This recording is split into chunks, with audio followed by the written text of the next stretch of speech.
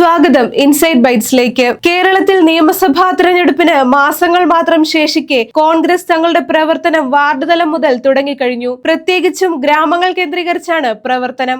LDF സർക്കാരിനോടുള്ള കേരളീയരുടെ വികാരമാകും തെരഞ്ഞെടുപ്പിൽ പ്രതിഫലിക്കുകയെന്ന് കോൺഗ്രസ് നേതൃത്വം വിലയിരുത്തുന്നു.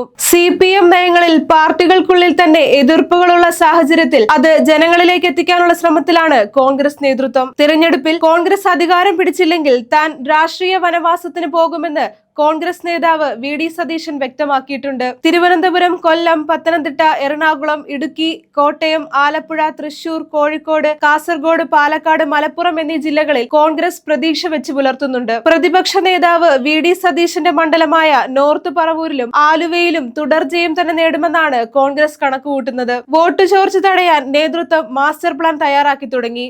മുഖ്യമന്ത്രിയുടെ മകൾക്കെതിരായ ആരോപണം, CPM നേതാക്കളുടെ കൊഴിഞ്ഞുപോക്ക്, ആലപ്പുഴ CPM നേതാക്കൾക്കിടയിലെ ഭിന്നത, ലൈംഗിക ആരോപണം, വയനാട് നേതൃത്വത്തിലെ പ്രശ്നങ്ങൾ, തരം താഴ്ത്തൽ, മുകേഷിനെതിരായ ആരോപണം തുടങ്ങിയവ രാഷ്ട്രീയ ആയുധമായി ഉപയോഗിക്കാനാണ് കോൺഗ്രസ് ശ്രമിക്കുന്നത്.